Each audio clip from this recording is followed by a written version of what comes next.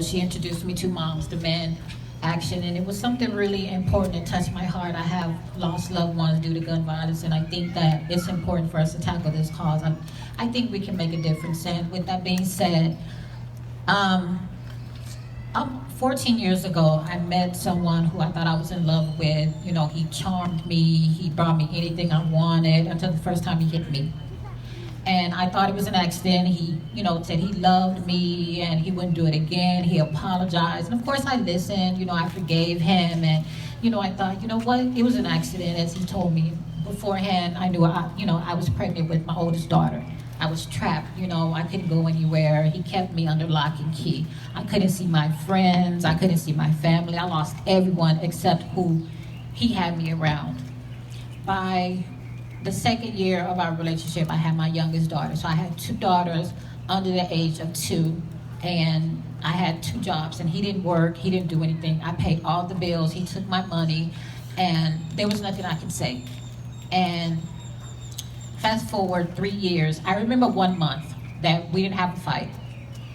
1 month. I was counting down the days. I know that might sound ridiculous, 1 whole month. I remember he didn't put his hands on me. I didn't have to run into the restroom. I didn't have to hide my kids in the room while we fought or anything like that. 1 whole month. That was a gracious month for me. I mean, still to this day, I remember it. January 23rd until February 23rd, there was nothing, no hitting. I lived with his family probably the majority of our relationship, and I did everything he wanted me to do. I lost my sense of who I was. I've always been a strong woman. I've always did things my own way.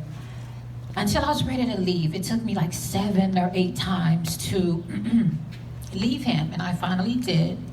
And I went to my mom's house, and I hid out from him, for some time. And till that one day, I needed a babysitter for my daughters. And I tried everyone I knew in San Antonio that I trusted.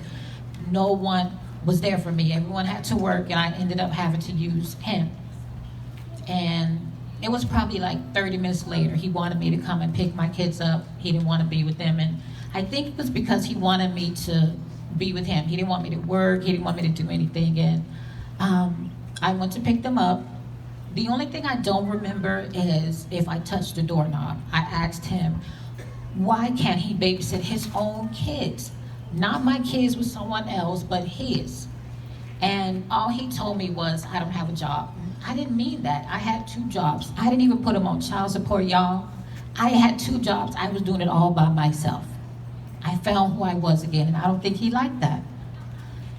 The only thing I remember is hearing the shot and seeing the flash, and I just fell down. And I tried to grab hold of him, and he ran away.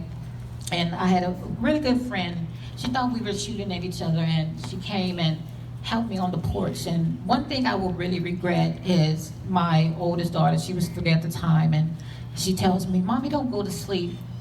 And, to this day, I'm so thankful that, my daughters, both of them, are still sane from what they saw. They have their whole mind. And I'm just blessed because I don't understand how they went through that. I still have nightmares about the situation. And when I fell down, I had no feeling. I spent a month in the hospital. I spent a month in rehab. And I'm a quadriplegic, an incomplete quad. He shot me in the neck, and it came out through the right side. I was on a ventilator for 4 days. Yeah, he almost took my life. And sometimes I have to, think back like, man, I was almost not here to see my girls, but he didn't win. I did. And lastly, I wanted to say, I had a cousin, she's still, in my heart. She's my best friend, my sister, my cousin. She was there for me when I was shot, and I wasn't there for her. In 2006, she was shot and killed by the type of gun that our soldiers used in war. And it amazes me that that type of gun is here in our streets, that someone can just get an AK-47 and just take somebody's life.